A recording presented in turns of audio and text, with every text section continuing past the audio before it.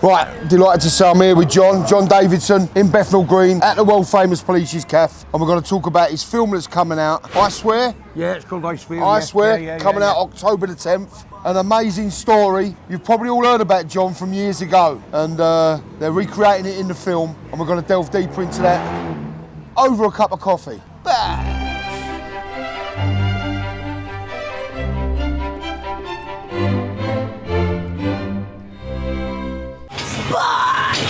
Did I say the boss good, John? That's very good. That's it. That's unbelievable. Look at that. John, you suffer with Tourette's? Yes, I do, Yes. We're in the heart of the East End here. That's all right, sir. That's all right. I'm just a bit worried I didn't block it in time. You say Lewis Capaldi. Lewis Capaldi suffers as well. Big shout out, Lewis Capaldi. Yeah. Lewis. I get a lot of abuse. It don't bother me. Your size yeah. And stuff. Yeah. What do you mean my size? What are you talking about? Well, you're quite a short guy. Short guy. That's it. Yeah. You just got to make sure you got chairs big enough for me in the cinema. No, you're fine. Yeah, they have large got big chairs. All right, John. No need to lay it on like that, mate. All right. You all right, mate? That was fucking hard. Yeah. Really hard. I don't. Yeah. You know, and it's like I didn't want to say that because the last thing I want to do is offend and upset someone. I've been called a fat a few times. Don't worry about that. You've got a great story. Yeah. And you're inspiring people. We need more people like you in the world. Until your heart stops beating and there's no hope. Exactly. There's always hope. Exactly. Look out on the film, Spunk for Milk. Spunk for Milk. Siemens White. Yeah. You know. I wouldn't know, I've never had sex. The film I Swear, will we come out of the cinema uplifted, mesmerised? The most common word I've heard people saying when they've come out and they've said to me, they've went, wow. That's unbelievable. Well, as I said outside, and with John Davidson, we're at the world famous now Police's Cafe. I used to come in here before it was famous, when they was just normal people, nice people. They're still nice, but yeah. Love themselves a little bit now, John, in here. Oh, you know yeah, what I mean? You've seen that. You've seen that. You tell her, John. Now, very serious topic. John, you suffer with Tourette's? Yes, I do, yes. Yeah. And if I'm led to believe, you was one of the first people that brought it to the nation's attention. It was, back in 1989. Back in 1989, I think I remember there's a documentary came out. Documentary called John's Not Mad on QED. I remember watching that myself. Yeah. Because, how old are you, John? I'm 54 now. Yeah, I'm 51. So, right, so you'd have been 12, 10, 11-year-old, 10? Yeah. Same age, and I can remember going to school the next day and everyone was talking about it. Yeah. So your documentary then was groundbreaking. Yeah. In the fact that no one had really heard about Tourette's. In them days. No, you know? Not over the media anyway. I mean, Tourette's it's always been around. It was discovered in the 1800s. 1800s. So the very first time it's ever been shown live on television, especially with the part of the condition called coprolalia, which is the involuntary use of swear words and inappropriate things and things that we say. It's a crazy syndrome, basically. Yeah. People used to say, what does it feel like to have Tourette's? And I'll say, have you ever felt mad at any point? And that's kind of what it made me think.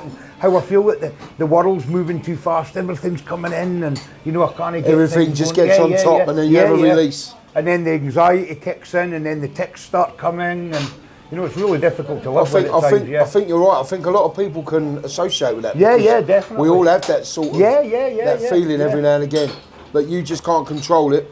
I mean, I always say to people, they say, what's it like having Tourette's? And I'm like, well, if you could imagine all your emotions chucked into a pot, and the way you feel and all mixed up, and then suddenly you open the lid of this pot and there's all these feelings and emotions coming out. When you have Tourette's, it's 10 times harder than it is for a normal person. Yeah, so it just becomes too much. Yeah, it just becomes far too much, Now, obviously, we're talking here because, are they making a film about the documentary? They are, yes. Is it based on the documentary as such, or is it a mixture, a bit of both? It's a kind of mixture of both. It's basically my life story from when I was a young lad, the onset of the symptoms, right through till almost present day. So there's different stories within it. It goes like a roller coaster ride. Because obviously the documentary would only show you as a young man. It did, just as a kid, And then after the first documentary in '89, I've done another 3 documentaries since then with the BBC. So the cameras and stuff followed me for years and years. Unbelievable. Right through. So I've been quite lucky to have that platform to be able to, talk about it, raise awareness, and get the right facts about Tourette's, of course, because so many people, you hear the word Tourette's now, John, right? you think it's a swearing disorder. Yeah. It's nothing to do with being a swearing disorder. Yeah. There's only 10% of people with Tourette's that have coprolalia, the part of that condition. Yeah. The other 75% don't have that swearing aspect of it. So they have So they still similar, have but the not as motor and bad. vocal tics, Yeah. but not to the extent of, you know, shouting swear words Swear out words. and, you know, things that you don't want to say kind of thing Now, in public. what is the film called, John? The film's called I Swear. That's aptly named. It is, yeah. And I think the director, when they named the film, he was kind of thinking about the fact that, you know, so many people have made up their mind about Tourette's and they think, I don't believe that Tourette's is involuntary and all the rest, you know. And I'm kind of saying, I swear it is, I swear it is. So you keep saying, So I it's- swear. yeah, So it's like a double barrel. It's not the Yeah. fact that you can swear with Tourette's. It's the fact that you're trying to prove to people, Yeah, look, I'm it's a swear, I'm condition. telling the truth. Yeah, I swear, I'm telling the truth. This is what it's like to live with the condition. Now, going back to when you was very young, Yeah. when did you first realise you had the condition? I was about 10 years old. 10 years. Did That you show was- any signs before then, or No, did it? the onset of the symptoms started when I was about 10 or 11. Yeah. I wasn't diagnosed till I was 13, nearly 14. So it took nearly 3 years, 3 years, going back and forward to the GP. The GP didn't know what to do, kept saying to my mum, you're a neurotic mother, you'll grow out of it, it's just habits, kids do these things. And it just slowly, progressively got worse and worse over the years. So misdiagnosis, you're Yeah, going yeah. to the doctors, your mum thinks she's the one with the problem, Yeah, because she yeah, thinks yeah. you've got a problem, Yeah. and people are telling her you haven't got a Yeah, problem. yeah, and she was a very proud mother that wanted the best for her kids. And, you know, at times she didn't cope. She really struggled with I it. can imagine being a parent myself. Yeah. When your children are showing signs like that and no one's listening to you. Yeah. It must have been so frustrating for Oh her. yeah, it was, yeah, and she really struggled. And my mum and dad's relationship was kind of breaking down as well. They ended up separating later on in my story. And Is that because you think of the stress that you was causing them at the time? well, I thought it was. I was Yeah. convinced and I believed myself. But looking back, mum just wasn't getting the support for dad. Dad didn't want to know. And dad started, instead of, you know, being a supportive husband and helping out at home and stuff, he just finished wanting to go to the pub. You know, so he's a man for that generation that you don't need to go to the doctor unless you're nearly dying. If we're similar, yeah. If you feel low and depressed, then you talk about that. It's weak. It's a weakness. It's your problem, yeah. You've got to man up when people say man up. Yeah. But it's so he's not from a that case of that. generation, you know. So dad found it really difficult to come to terms with. But now I get on great with my dad, get on great with mum, brother and sisters get on great with. So this film's kind of brought us as a family back together, if you like. Unbelievable. I watched the trailer. Yeah. And it's the sort of film myself and my wife would love to watch. Yeah. Now, I believe it's coming out in the cinemas Yes. on October the 10th. October the 10th. So yeah. I'm hoping someone gives me a ticket. Yeah, and yeah, I can, we'll try I and can, we'll I can sort come it and out. watch, We'll try and get come you and watch the sorted out screen for of a that. ticket. You Yeah, just yeah, got to make yeah, sure yeah. you've got chairs big enough for me in the No, cinema. you're fine, yeah, they have All right. large They've got big. chairs. All right, Well, John, I'll no have to need sit to down. lay it on like that, mate, all right? Now, I saw in the trailer, which was very interesting, you was a good goalkeeper when you was a young When I lad. was a kid, yeah. And you was having a trial Having a trial for Berwick Rangers, yeah. for Berwick Rangers, and this is when your Tourette's came out as well, Kinda when you was kicked on the in, pitch. yeah, and I was on the pitch and I was ticking, and I'd got into trouble at school previously that week, and because I got into trouble because of my Tourette's, I was given the belt, and my hands got battered with the leather strap, you know. So you're I had being hit sore with a leather hands. strap for something that's not out of your control. Yeah. You're just being punished for Yeah, that. yeah. So obviously that weekend the trial come, and I couldn't catch a ball because my hands were in agony. So it kind of failed miserably. Yeah. You know. No. So, but you know, back then it was just something that I accepted. That this is what a life must be like. Yeah, you just thought You know, that was the that norm. just the norm. This is what my life this is, and I've what just it got is, to and get that's through with it. And I just have to get through. And I've learned over the years, strategies to deal with it, and in different situations, how to, you know, get over me coming into a cafe like this. It's something that I've not done for a long, long time. So you've not been into a cafe environment like For this a long, while. long time. And you said, sorry, Alan, we got a tea and a coffee, please? Thank you. Can't get the staff in here, can you? I know, yeah. And you said, like, we're in the heart of the East End here. That's all right, sir, that's all right. We're in the heart of the. I'm just a bit worried I didn't block it in time. we're in the heart of the East End here. Yeah. So there's been a lot of police cars to-ing and fro-ing. Yeah. And you're not used to that either, are you? From where you live? I'm not used to that either, and I'm not used to seeing so many people from different ethnic backgrounds as well. Yeah. Where I live in the borders, there's very few people that are Chinese or black or Caribbean. So you would normally whatever, just see white Scottish people. Basically, yeah. You see the odd person round about. Now, it's fine. What about fat people? Is there fat people in the in Scotland? So I look all right there. Haggis, brilliant. That's Try right. it. You need to try the haggis. I've had haggis. Don't worry. I've had haggis. The nice spicy stuff though. Yeah, the spicy one. Yeah. So this is taking you out your comfort zone, being here. It is, yeah. In East London with all the different ethnic mix with the police. Yeah. Because sometimes my texts I'll shout the N-word. Yeah. Or the that can get you in trouble. People misunderstand that and they see it as being racist. Yeah. And that's one thing I ain't racist. You just can't control what's coming out of your. Can't control what is supposed to not be said. Yeah. Type thing, you know. Especially today, you've got to be careful what you say. Yeah. In this day and age, you have to be really careful. But also, the cinema experience has been absolutely amazing over the last few days. Going to the cinema. Thank you very much. I have not been to the cinema. Thank you very much, darling. There you go. Yeah, thank you. I've never been in a cinema since I was 10 years old, and the last film I've seen was E.T. Extraterrestrial. E.T. Go Home. And that was the last film that I'd ever seen at a cinema. The symptoms started, so I didn't feel I could go to the cinema, I couldn't, fit in and stuff. How did you feel when you was in the cinema, just because you had to be quiet? Had to be quiet, and I was worried that you was going to interrupt the film and stuff like that, and I just gave up, I just stopped going to the cinema. And which is hard for a young kid at 14, 15-year-old, when some of your pals are going as a group. It's the peer pressure, it's you not being able to join in. Yeah, I couldn't join in. And so it makes you feel even more isolated. Yeah. Even more than what you was, because you couldn't involve and join in with what your friends were doing. Yeah. And the screening just the other night, last night actually, there were so many other people there that had Tourette's. You know Pete Bennett, that one big brother, Pete was there. Yeah. There was Josh, the hairdresser. Yeah. Josh, the Tourette's barber. So this is the screening of your film? Of my film. It was a free screening for people that were VIPs. They were invited to come along. Yeah.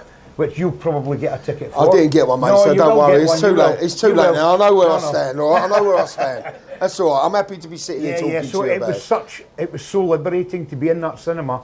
And I was ticking, and other people were ticking, and nobody was giving a shit. And this was while the film was going on? Yeah, while the no one was paying any notice? Nobody was giving a notice, no. And it just felt so good. But if we go back to the beginning, when you said your programme came out, the documentary, I can remember watching it. Yeah. And we were, like, obviously you're with your mates, you go in, people, they take the mickey. If there was anyone doing that, yeah. They'd think, as you said, they'd think you're doing it because you wanted to do it rather than you couldn't do it.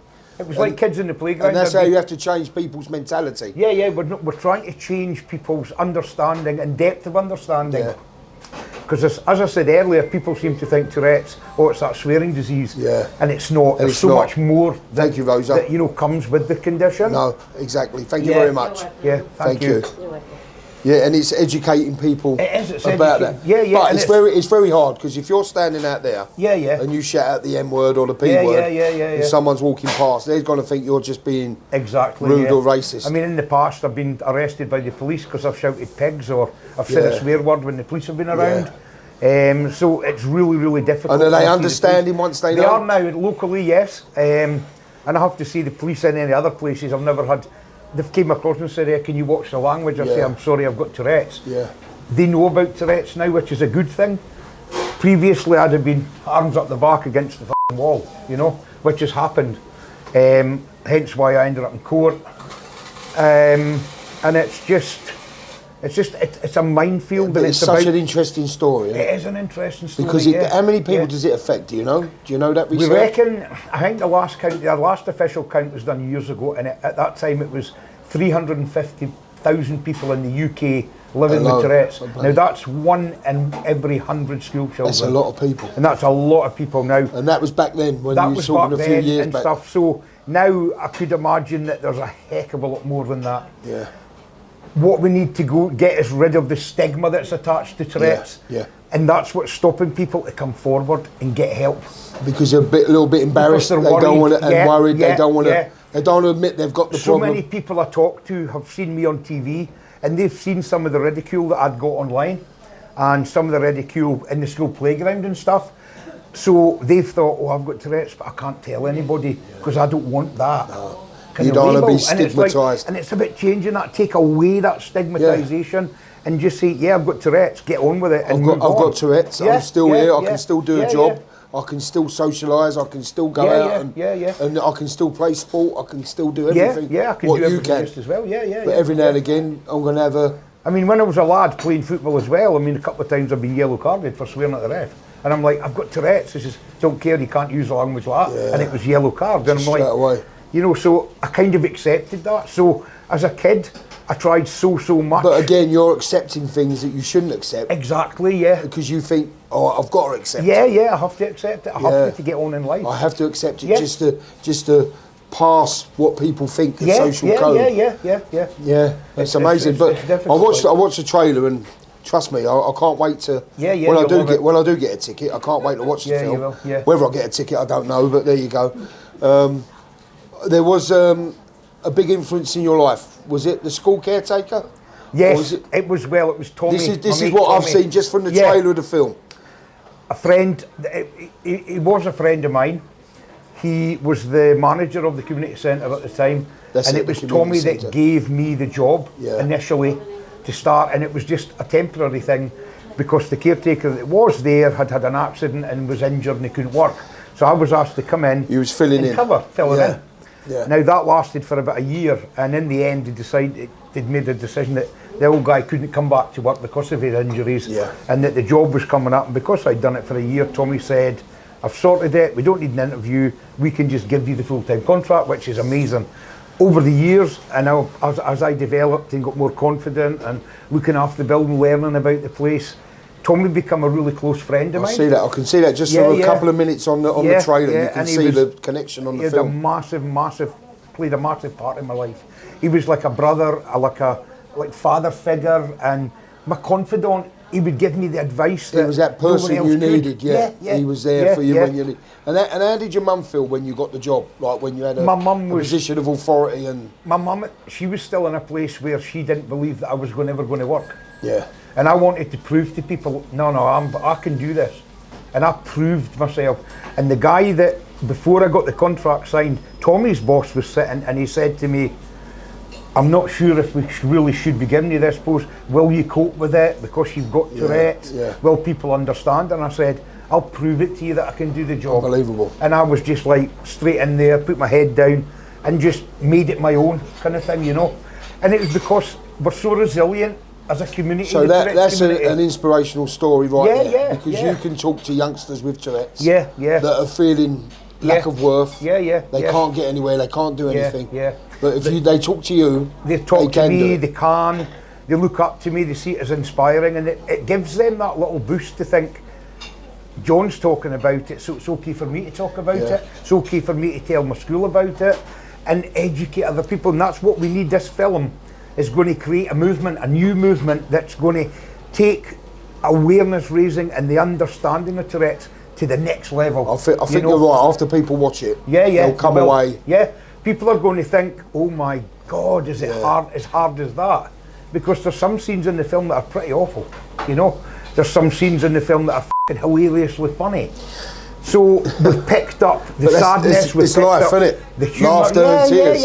And laughter gets us through so many obstacles in life. I believe that if you can't laugh about something that's trivial, then, you know, but there's a difference, John, between laughing at someone and laughing with them. I know, trust me, I know that. I know that more than anyone.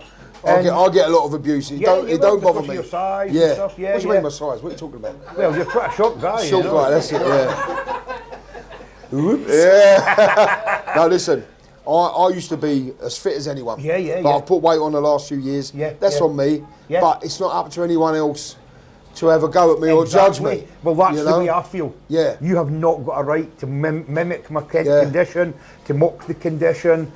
or to make anybody anywhere in life feel like shit about themselves, you know. Life's hard enough. No, Life's you're hard right, enough. and it don't matter. You could walk down the street and think people are perfect. Everyone's got demons. Everyone's got problems. Everybody has. Everyone's got something going on in their life. No matter how they look, how they talk, how much money they've got, we've all got problems in life. And if people help people, life rather than destroy, life will be a lot easier. And your story is an inspiration to that. And the chap that gave you that chance in the community centre, if he wasn't there, who knows where your life could have ended up. And if I didn't meet Dottie either.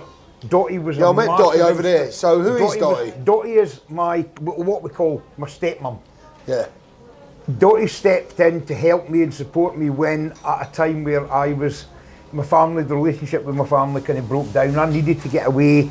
Mum needed a break. People like Dottie in life are priceless. Oh yeah, Dottie came in and she took me on as one of her own, you know, under her wing, and I learned so much about life from Dottie that, you know, I was a miserable little git when I was younger. Yeah. I hated it, I was angry, I wanted to beat everyone up that looked at me the wrong way. I got in trouble with the police. I'm not looking at you, John, I'm not looking at you. You know, and it's like, you know, Dottie said, John, you can't live life like this. You can't go about... Someone with life experience, more life experience than you. Yeah. And she wants to show you that love and help you. Yeah. I was doped up to the eyeballs on medication from the doctors at that time, and it was a drug that was... It just knocks the shit. It just shuts you down. Just to make you be quiet. Shut me up.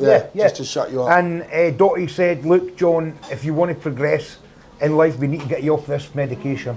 It's no doing you any good. And I'll make Dottie right, because I don't like medications. No. Yeah. So we did, and I got off the medication. We changed my diet, things I was eating, and things started to kind of get better, improve. And, you know, I was away from that environment where I hated my condition around my family because I knew they felt disappointed. You felt you was letting them down. Yeah. And that's the worst thing with people. It's not about you, it's about what you feel other people are thinking about you. Yes.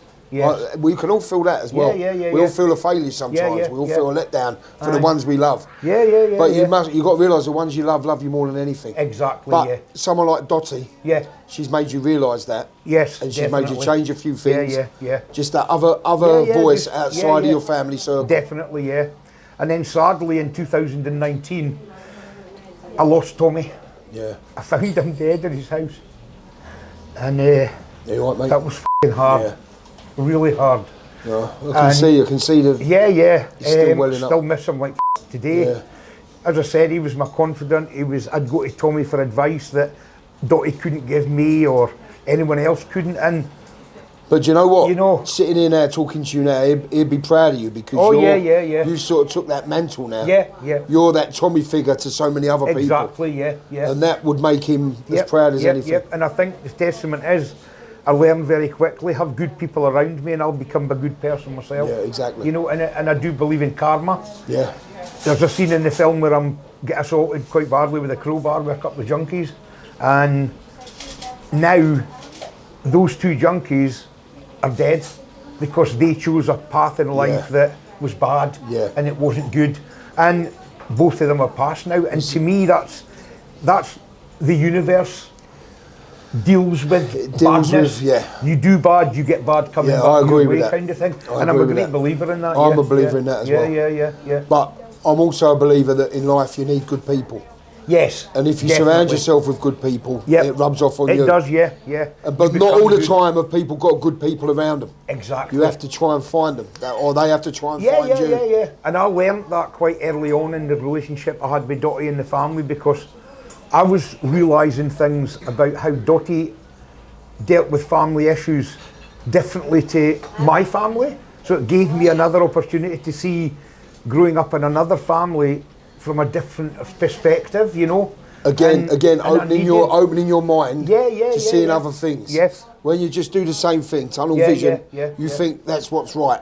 But sometimes you look that way, and you realise, well, hold up a minute, someone's doing something a bit different. And I do believe if I hadn't met Dottie when we did through Murray, Dottie's son, he's like my stepbrother now, if I hadn't met them then, God knows what would have happened. As you said earlier, I could end up in prison, could end up dead, I could end up, living on the streets, whatever. People come into your life for a reason. Yeah. So Yeah, it's been a hell of a journey, John. Now, what about yourself? Now, what gives you enjoyment? Do you like football? Do you like I love rugby? watching football. I love sport, watching sport. I love watching Although tennis. you love football. Yeah. I'm a bit disappointed with the team you support because I don't think they play much football at the minute. They're not playing much good football. Manchester at the moment United, everybody. Yeah, Man United fan. We'll keep that a bit quiet. Yeah, definitely. Henry, who's filming, is a Manchester United fan as well. Yeah, so yeah. We'll keep that they'll quiet. come good. They'll come good eventually. They'll come good in about 100 years' time. Oh, yeah. Get these Americans out to get another load in to take us on. So. Now, what about yourself personally? Do you get to travel? Do you just travel the UK or do you travel abroad? I tend to just stick to the UK. Travelling. Is that because you feel more comfortable? More comfortable. Airports is very difficult. Yeah, a bit in stressful. an airport and I'm shouting that I've got a bomb in my bag or I've got drugs up my arse or something like that. It's not the best thing you want to shout in an airport. Going through security, you know what I mean? I won't be trying that one. I'm going to Malta tomorrow. I won't be shouting No. But yeah, I kind of tend to stick to the UK where I can travel by train or by car. Yeah, where you feel comfortable. Yeah, and we love, even though I live in Scotland, we live in the kind of south end of Scotland. Yeah. We like to go up the west coast of Scotland to Arasaig and Fort William, area like that. It's beautiful up the west coast, and some of the sunsets at night. Have you done is it the road, the 500 at the top? We've done the 500 with the two girls that live next door to me, Pauline and Jan. We hired a minibus, not a minibus, a camper van. Like a camper van. And we just took off over 7 days. Got to Inverness, started right up the east coast, right along the top and back. That's a dream of mine to do that. Wow, honestly. Yeah. But a word of advice, if you're going, take it over a fortnight. Yeah, to give you enough time. Enough time to see all the amazing... And the beaches are supposed to be like tropical, aren't they? It's like being in the Caribbean. That's what people say. Without the sun. Yeah. You know, it's amazing. Still amazing. beautiful visual to see. Amazing. And do you feel when you're in that sort of environment with calm. Nature, you're more calmer? Calm. I love fishing. Yeah, fishing. You asked earlier on what I do. I love to fish. So just the other day we were away sea fishing with the girls next door again. Jan loves wanted to try fishing. So come on. And we went over to Dunbar and we fished behind the power station. It's very therapeutic. And it's really therapeutic, Chilled, the noise of the sea coming in and gulls and birds and wildlife. It's just amazing, So I can see, because like when we was outside, this is not your natural habitat. No, I get very anxious. So and you feel a bit kind of rigid. Uptight. And that is it. Tourette's, is it? I'm quite naive on what Tourette's is. I haven't done enough research on it. I know like what the condition is, but can it be triggered through stress? It is. Well, that's a good word. We use the word trigger a lot, and it's things like certain noises outside can trigger tics. Certain, I mean, someone walking along the street that's maybe a bit overweight, and I'm like, you know, and it's like, I didn't want to say that because the last thing I want to do is offend and upset someone. I've been called a fat a few times, don't worry about that. It's not nice, but you know, it's shit. But listen, any word is not nice, but to me, if I'm called a fat C-U-N-T, it's not the fat that upsets me, it's the C-U-N-T. Yeah. That's the truth. Exactly, mate, exactly. And triggers are a massive thing for Tourette's. Being in a social space like this, I felt when I first came in I was a bit jittery, a bit tickery and overwhelmed a bit, but now I feel quite calm and relaxed. You're a good man. I feel like I could talk to you for hours because you're a good man. You've got you've got a great story. And you're inspiring people. We need more people like you in the world. That are going through what you're going through. You have been through terrible times because back in the 80s we all know there was no sympathy. There was no sympathy. There was no sympathy for any sort of condition. You know, we all lived through it. As you said, you had to get on with it. So for you to sort of trailblaze and make a way for people. A lot of people say, people with Tourette's seem to have this amazing ability to just stay so resilient. And I say, why is that? And I'll say, well, what choice do we have? No. You either let it get to you, you hide and become a recluse, or you just face it and get on with it. Get out there and get on with it. And I try and do that. You know, I try and balance the things when I'm going out. I mean, I'll go shopping and stuff, but it's easier to do it online, get it delivered, you know. But I'll still go up and down to work. I'm meeting public. But you know what? That what you said there, getting it delivered, I think that's creating people to be more recluses now anyway. It does, which is so easy on your phone. You haven't got to go out to see anyone. Exactly. And it gets delivered. Now, Manchester United, was Tim Howard, the goalkeeper, did he suffer with Tourette's? Tim Howard was a Tourette's sufferer. He had Tourette's, didn't he? Yeah, he's got Tourette's. And he's quite a big ambassador for Tourette's across in the States. He was a great guy. He met a lot of kids and spent time with a lot of kids with Tourette's he done goalkeeping sessions with them, and he would donate gloves that were signed, and he was brilliant. And also Lewis Capaldi. Oh, Lewis, top of the charts at the moment. He's doing really well. He follows me on Instagram. Yeah. And big shout out Lewis Capaldi. Yeah. Lewis. It's a very talented man. Very. But as you said, we see it. Glastonbury, was it, where he had like a few... He had a bit of breakdown, and that concerned me, because when you're living with Tourette's and you've got so much coming in and you're so busy and stuff, I think he forgot to give himself time to recover and to sleep and to rest.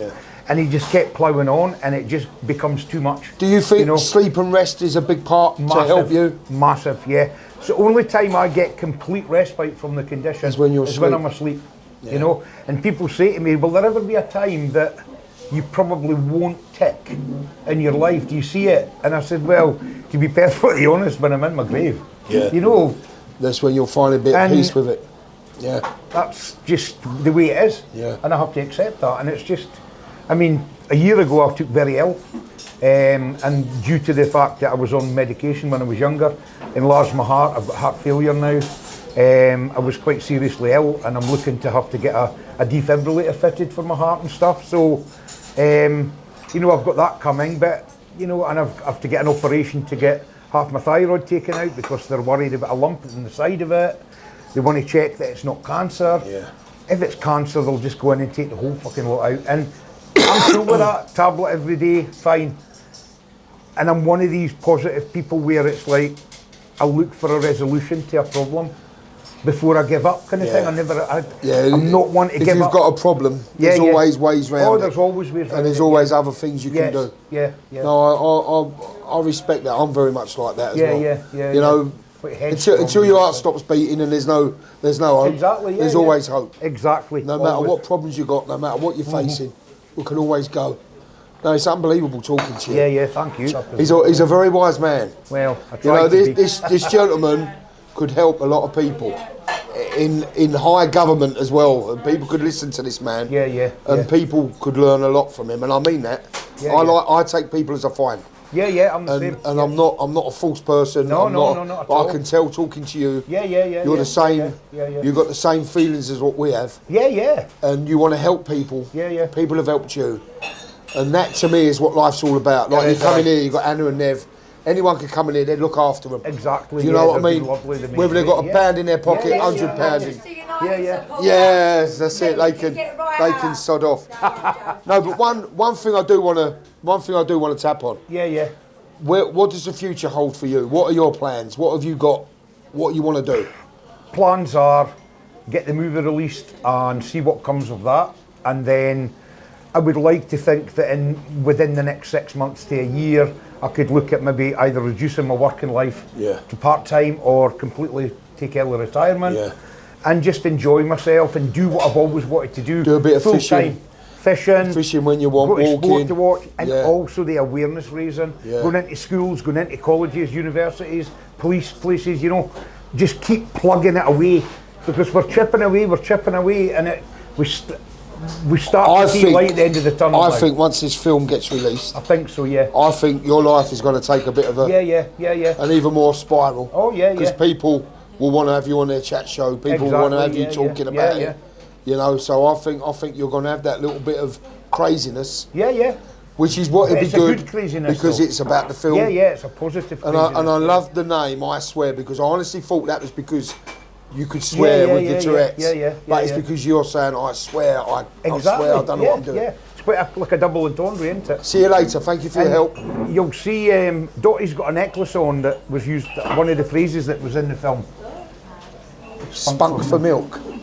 There's a bit in the film. Is that what you say? And I ticked it when I was a teenager, when I was making a cup of tea for Tommy. Look out on the film, Spunk for Milk. Spunk for Milk. You heard it here first. Hold up, talking to Spunk for Milk. Oh, here he comes. Hey! The boss is back. So is that something you used to say a lot as a child, like as a younger man? It just came out one day. I was making Tommy a cup of tea, and as I was handing him it, I said, Spunk for Milk. And it just kind of stuck. I'm not laughing at you, I'm laughing with you, because that is quite a comical... Yeah. It's like that analogy, the Tourette's brain. milk's white, semen's white. Yeah. You know, put two I wouldn't know, together. I've never had sex. But no, I know, I'm the same. No, I'm the same. Can someone tell me, is he telling the truth? Hey, get to my age and you're on medication for a heart failure, your wee man doesn't work very well. Yeah, no, exactly. It's fucking terrible. No. Too much information. Yeah, All that's right, right, okay, no. Dotty. It's real life. It's real life. Yeah. Yeah. It's real Yeah. life. All the time. Yeah. Dotty, where are you from? Galveston. Gaddishill, same place. Yeah. John came for tea and stayed 25 years. I came from my tea. It's the longest cup of tea. And what do you use for milk? Spunk. I'll have a cup of tea with that and it might do all right. Aye, maybe, It might aye. put hairs on my chest. Yeah. So 25, you're a wonderful person. Yeah. No, there's not enough people in the law. We used to have them back in the day when we was younger. Yeah. People used to be there, but now people don't because they're frightened of being accused of being something or doing it for the wrong reasons. Exactly, yeah. So that's why people keep themselves to themselves. Yeah. And listen, I'm on social media. I use social media to earn a living, but I do despair at the way people don't interact anymore. No. And they don't talk anymore. Yeah. I am Bad Rhino. I do a bit of modelling for Bad Rhino. I've got billboards all over the country, mate. So don't worry about that. Yeah, but I do think that we've lost that in this day We and age. definitely have, yeah. We used to look out for all members We did. of the family. We did. And it Even neighbours, like we had elderly neighbours. You go to the we used neighbours to go get a plaster on your leg, or you know, if your mum wasn't in, you'd go. No, to your you next go. door Do you need neighbour. anything? We're going to the shops. Do you need- People don't do that They anymore. don't do that now, no. You know, we don't do it anymore. I'm talking about myself. I'm not like preaching to other people. No. But we don't look out for people as much as we used to. No. You know. there's a lack of kindness in the world. Yes, I think at the moment the world is in a dangerous place. it is.